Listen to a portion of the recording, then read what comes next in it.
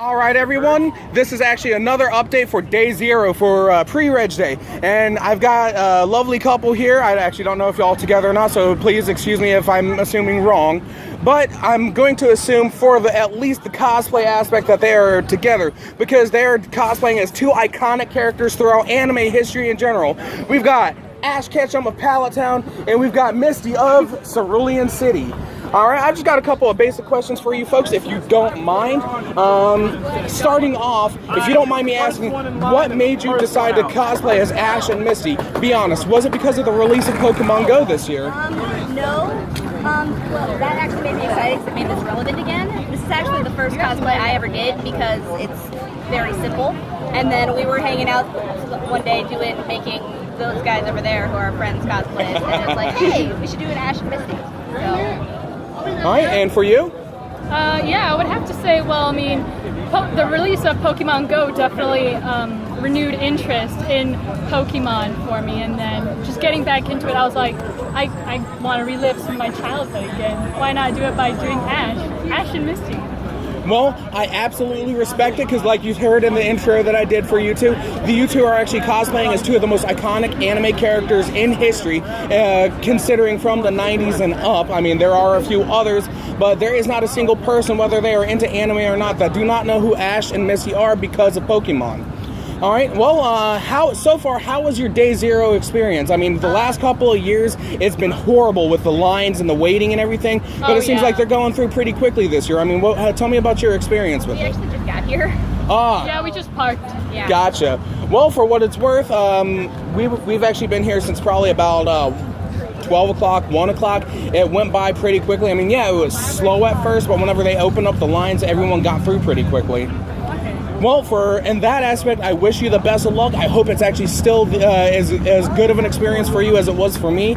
So far, I think there's been a lot of energetic people. I mean, it feels like the entire convention is on fire. I mean, just are you aware that on the website for Otakon, it actually advises you for pre-reg day not to come in cosplay?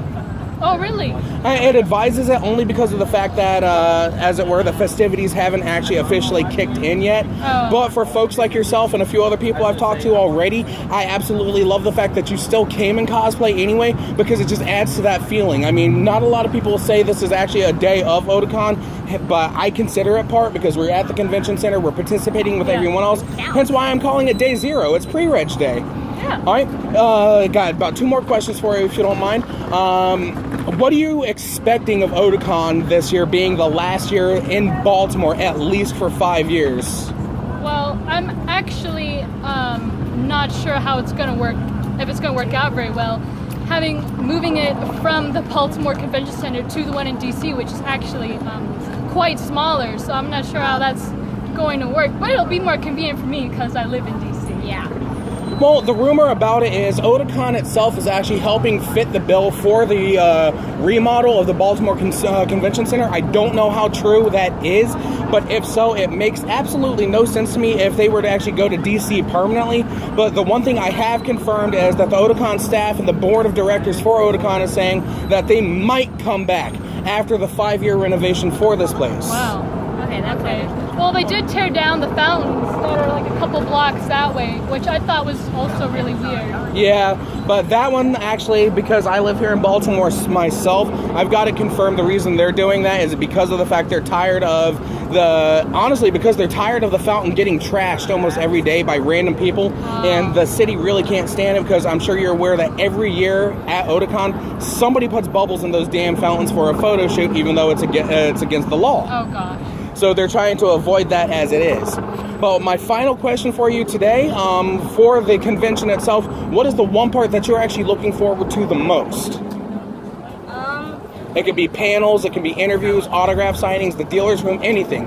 Me personally, I'm actually looking forward to the dealer's room the most. Well, for me personally, the most fun part is just seeing all the cool costumes and stuff people made. And going to photo shoots. That actually seems to be the common subject right now of what people look forward to the most, and I myself always look forward to that, especially because, I've had quite a few cosplays that I've got invited to photo shoots, and they've always been a lot of fun. Well, anyways, I actually want to thank you two. Thank you so much for letting me interview you, and go ahead and look on YouTube. I'll be titling this as Otakon Day 0 Part whatever. Can't remember how many updates I've done so far, but I haven't actually uploaded them to YouTube yet, but they will be later tonight if you actually want to go ahead and take a look at it later. Okay, what's your channel? My channel is honestly just my name. I'll try to write it down for you as soon as we get off the video here. Okay. But here I am. You know, I'm going to be signing out again for now. I'll be continuing my updates later on, folks, as things progress. And y'all have a great day, and I can't wait to see everyone at Otakon.